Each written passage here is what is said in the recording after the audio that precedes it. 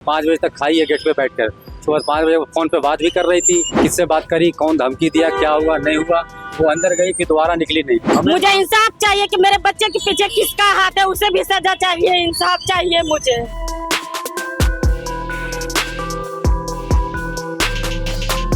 नमस्कार दर्शकों, आप देख रहे हैं पंजाब केसरी और मैं हूं जितेश मिश्रा।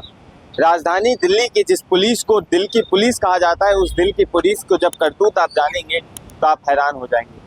दरअसल इस वक्त मैं मौजूद हूँ संगम विहार इलाके में, संगम विहार थाने के बाहर, और मेरे साथ एक पीड़ित परिवार है जिसके बच्चे ने बीते 1 महीने पहले फांसी लगा ली थी। परिवार का साफ तौर से कहना है कि बच्चे ने आत्महत्या नहीं बल्कि उसके पीछे कोई साजिश थी, किसी ने दबाव बनाया था फांसी लगाने के लिए, जिसके बाद थाने में शिकायत की जाती है। पर संगम विहार थाने में आईओ को जो अपॉइंट होते हैं वो आईओ पीड़ित परिवार से बदतमीजी करते हैं। एसएचओ साहब जो हैं वो पीड़ित परिवार से नहीं मिलते हैं, ना उनके मामले में कोई बात करना चाहते हैं। जब हमने एसएचओ साहब से बात करनी चाही तो उन्होंने भी इस पे कोई भी बात करने से इनकार कर दिया साफ साफ। आईओ का साफ साफ से कहना है कि अभी तक इसमें पोस्टमार्टम रिपोर्ट नहीं आई है। एक बड़ा सवाल ये उठता है, आखिर ऐसी कौन सी पोस्टमार्टम रिपोर्ट है जो कि 1 महीने से नहीं आई है। हमारे साथ पीड़ित परिवार भी मौजूद है। जो मैंने आपको बताया, जो घटना है, इसका आपको पहले बता दूं मैं कि पंजाब केसरी से कोई मत नहीं है, ये परिवार के आरोप है और परिवार का दावा है। परिवार से जुड़ते हैं, उनसे बात करते हैं। नाम क्या है आपका? शैलेंद्र। कब हुई थी ये घटना? ये घटना 2 अगस्त को हुई थी। 2 अगस्त को जी। जिसके बाद क्या हुआ था उस दिन? 2 अगस्त वाले दिन क्या हुआ था? 2 अगस्त वाले दिन कुछ नहीं सर, हम लोग कोई घर पे तो नहीं थे और लड़की ने हमारी बाहर में बैठ करके कुरकुरे वगैरह खाई है और खाने के बाद 5 बजे तक खाई है गेट पे बैठकर। सुबह 5 बजे फोन पे बात भी कर रही थी और क्या पता किससे बात करी, कौन धमकी दिया, क्या हुआ नहीं हुआ। वो अंदर गई फिर दोबारा निकली नहीं। जब हमारी मैसेज आई ड्यूटी से तो ड्यूटी से आने के बाद देखी आवाज़ लगा रही थी। आवाज़ लगाई तो गेट नहीं खुल रही थी, तो गली पड़ोस वाले से बुलाई, फिर ताला तोड़ा गया तो हमारी लड़की ने फांदे पे लटकी पड़ी थी फांसी लगाकर। फिर उसको उतारा गया, उतार करके रोने पिटने लगी। फिर हमारे पास कॉल गया, मैं भाग कर आया तो देखो लड़की हमारी ख़त्म हो चुकी थी। तो पुलिस हम लोग गए तो पुलिस और पब्लिक सब भरी पड़ी थी, तो हमारा फ़ोन उन सब पुलिस वाले ने लेकर आए। और उस दिन के बाद से आप कितनी बार थाने आए हैं और क्या क्या मदद मिली आपको? सर हमारी कोई मदद नहीं मिली सर। जितने बार बुलाया, 2 बार 3 बार बुलाया, मैंने आया, बस वही बात करते हैं कल आ जाना। अभी रिपोर्ट नहीं आया है, अभी पीएम रिपोर्ट नहीं आया है तो फलाने हम जांच कर रहा हूँ, कैमरा जांच कर रहा हूँ। सर एक बात बताइए, जब हम कैमरा चेक करेंगे तो गार्जियन के सामने करेंगे ना चेक। गली के कैमरे जो होते हैं ये सारे चीज़ होते हैं इन लोगों के पास, तो इन लोगों हम लोग को सामने बात करेंगे ना, बात करेंगे, चेक करेंगे कि हाँ ये तो कोई ये है क्या है, ये अपने आप कह दिए कि हाँ चेक कर लिया हूँ। जब से हमारी लड़की ख़त्म हुई है उस दिन से एक दिन भी हमारे घर पे या छानबीन करने नहीं गए इन लोगों ने। आयु यहाँ आते हैं, आयु कभी कहते हैं कि रिपोर्ट नहीं आया, परवेज सर नाम है उनका, तो कभी कहते हैं कि रिपोर्ट नहीं आया, पीएम रिपोर्ट अभी नहीं आया, जब आएगा तो बुलाऊंगा। फिर 2 बार कॉल करता हूँ, कहता है अरे कभी वो फ़ोन करता है, कभी वो फ़ोन करता है, करना है तो आओ, तुम आओ, एक कॉल करो। तो ऐसे बात करते हैं कि करना है। जी सर, कभी कहता है कि सक्सेना फ़ोन करता है, कभी कोई फ़ोन करता है।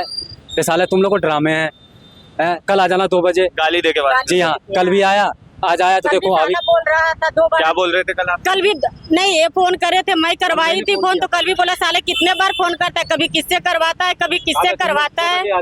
गाली दे के बाद? हाँ, साले करके बात किया। जो मेरे बच्चों का इंस्टाग्राम तो नाम क्या है जिसने गाली दे के बाद? परवेज सर आईओ जो आईओ है। हाँ जी।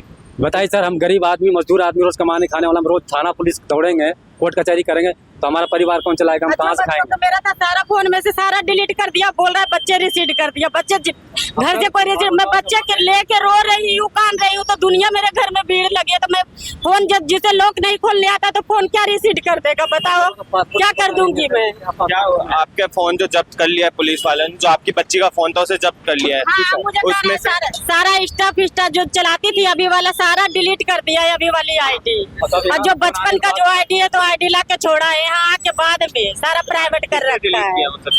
जब ये लाए तो यही करे होंगे और कौन करे होंगे। सबूतों को मिटाने की कोशिश? हाँ जी, सबूतों के मिटाने के लिए कोशिश करी जा रही है।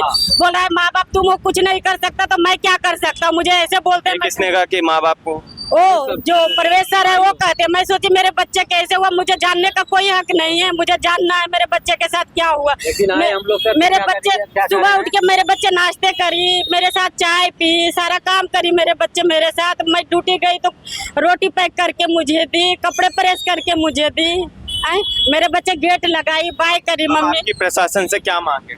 मुझे इंसाफ चाहिए कि मेरे बच्चे के पीछे किसका हाथ है, उसे भी सजा चाहिए, इंसाफ चाहिए मुझे। मेरे एक बच्चे ही थी, मैं जो करती थी उसके हर जरूरतें पूरा करती थी। मैं 12 घंटा ड्यूटी करती थी पेशेंट की के दूसरे के हर जरूरतें पूरी करती थी। मैं रिपोर्ट आने में टाइम लगता है, लेकिन कॉल डिटेल निकालने में टाइम नहीं लगता है सर। ये हाथों हाथ हो जाती है।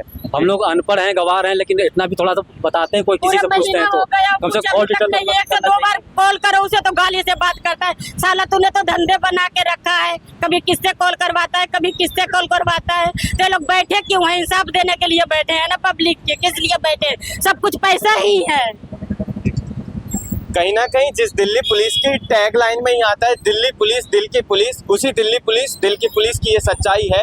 आईओ प्रवेश नाम है और आईओ साहब पीड़ित परिवार से गाली देके बात करते हैं थाने के अंदर। जब परिवार अपने मामले की जानकारी के लिए फोन करता है थाने में तो इनसे गाली देकर बात की जाती है। जहां दिल्ली पुलिस को सख्त ऑर्डर है कि वो किसी से तू करके बात नहीं कर सकते, वहीं दिल्ली पुलिस जो है गाली देकर बात कर रही है पीड़ित परिवार से। बहरहाल इसमें एक बड़ी बात सामने ये भी आती है, क्या इस मामले की नज़र क्या एसएचओ साहब की अभी तक नहीं पड़ी इस पर कि किस तरह से 1 महीने से परिवार लगातार थाने में चक्कर काट रहा है, आईओ उन्हें गाली दे रहा है, बदतमीजी कर रहा है, और क्या इस बात की खबर अभी तक डीसीपी साहब को नहीं है? अब इसमें देखना ये होगा कि प्रशासन कब तक इनकी मदद करती है और कब तक इनको न्याय मिलता है। बहरहाल ऐसी तमाम अपडेट्स के लिए देखते रहिए पंजाब केसरी.com दिल्ली। धन्यवाद।